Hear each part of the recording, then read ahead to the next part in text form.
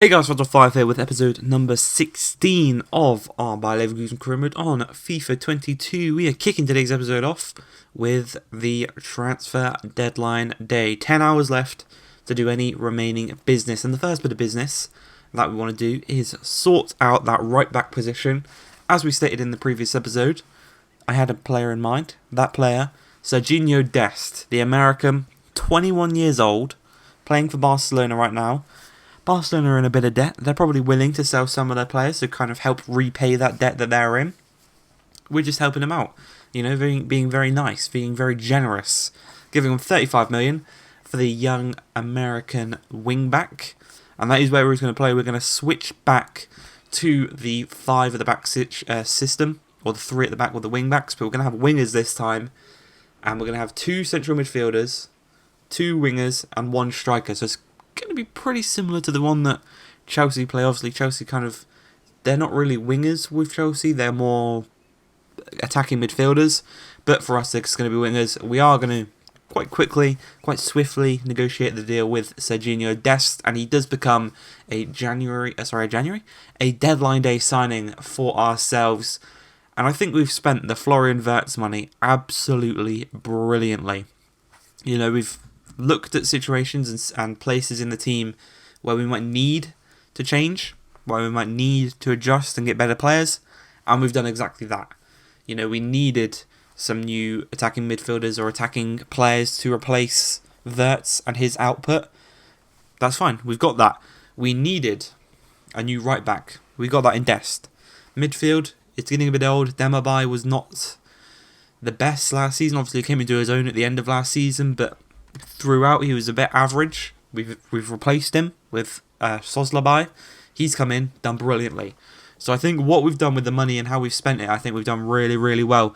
As we're doing, going to get a backup goalkeeper there in Fabianski. West Ham released him from his contract, and he's 37 years old. He's 81 overall. I don't think that's too bad. That's not really a bad bit of business there, as we did actually get an offer for Hradetsky. We did reject that, but you can see with all the money we spent, we were still in a net negative spend. We made profit this window because of the sales of Schick, of Tar, of Wirtz. They were all big money sales, and obviously we already had the money left over from last January, from the sales we made last season. So again, I think we did really good that the whole window. We did really good. Now we just got to play, and we've got to hope that we do good. Obviously, if we don't, we've got January to kind of fill in any gaps that are occurring. But hopefully none do occur, and hopefully we are top of the table in January. No need for any new signings, as we do go 1-0 up through Noah Lang. 8 minutes into the game, he has been on fine form since joining from Club Brugge. I think we made the right decision between him and De Ketelaere. I think Noah Lang was the right decision to go with in that one, which is really good. And yeah, we just got to hope now as we push into the January window. Obviously, it's still a few months away. We've only just left the summer window, but we've got to hope we can push on. The signings we made can adapt to the league, and we don't start the league like we did last season, which is already, I think we're already doing better.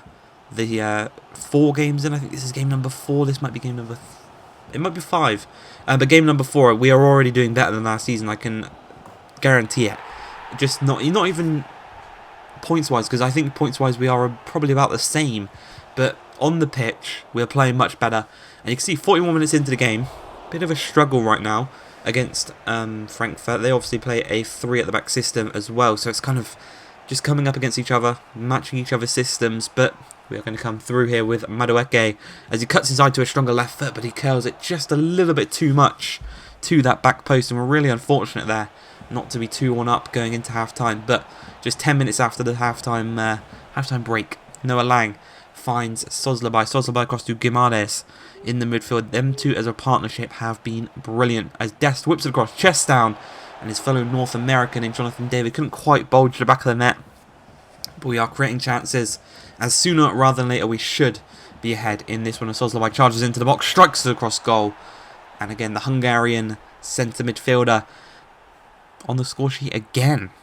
He's arriving from deep, and it's really effective, really effective Obviously, in the two-man midfield, we can get caught out, but Guimaraes' defensive abilities have been world-class. So, moving forward in this one, I think this is a system we're going to go with. There's no Lang test to the keeper from the edge of the box. Almost scores his second of the game, but doesn't quite work out that way. But we're 2-1 up. We're just looking to kind of confirm this victory with a third goal and just kind of seal the deal here. Soslabay strikes it across goal. It's a great save from the keeper, denying us the chance of getting that third goal. But from the resulting corner, Noni Madueke, they look to play it short. He finds Soslabay. Soslabay's going to cross it in. Timber's unmarked, and Timber puts the ball in the back of the net for... It might be his first Bundesliga goal. He scored in the Europa League last season, but I do believe that is his first Bundesliga goal, and it secures the game for us, and you can see how happy we are with that one. An away from home victory here against Frankfurt. I think it's a pretty good result, all things considered, as Dest on the ball finds Guimaraes. Guimaraes, we're looking for the fourth. You know, we've pretty much confirmed the game, but we are looking for the fourth, and Jonathan David is there to secure that fourth and final goal from this game. And how about that? This was, it didn't feel like a 4-1 game, but our finishing was just so good in this one that we did go and score 4. It really was a good result from us. Very clinical finishing, very effective, and yeah, we move on. And we're going to actually play our first Europa League game of the season, but not before we do make another free agent signing. Ian Matheson, from formerly of Chelsea, I do believe. A Dutch left wing back, 20 years old, 68 overall. He's going to come in and be a rotation for Sosa, because last season Sosa, I think, played every single game apart from maybe the first and second games where he wasn't even at the club. But since he's been at the club, Sosa has played every game, every minute available, I do believe. But this is our group for the Europa League. It's Cadiz, Feyenoord and Midtjylland. So a relatively easy group. A group we should be topping. Obviously, I think the group from last season was probably harder, and we topped that group. So this one should be a walk in the park, all things considered. But 18 minutes into the game, the first chance is going to come the way of the Spanish team in Cadiz, as Johnson skips past a few players, plays it through to Alvaro or Alonso. Oh, I didn't read the name. But 1-0. Yeah, Alvarado does make it 1-0 to Cadiz. And a bit of a shock there, really. Not really considering... I didn't even think we'd go 1-0 down in this one. That's how confident I was coming into it. Thankfully, though, we bounced back very quickly. Paulinho, the Brazilian attacking midfielder, does do the business. Puts the ball into the back of the net. And does make the scoreline 1-1. Silas and Jonathan David, I think they've rotated quite well so far this season.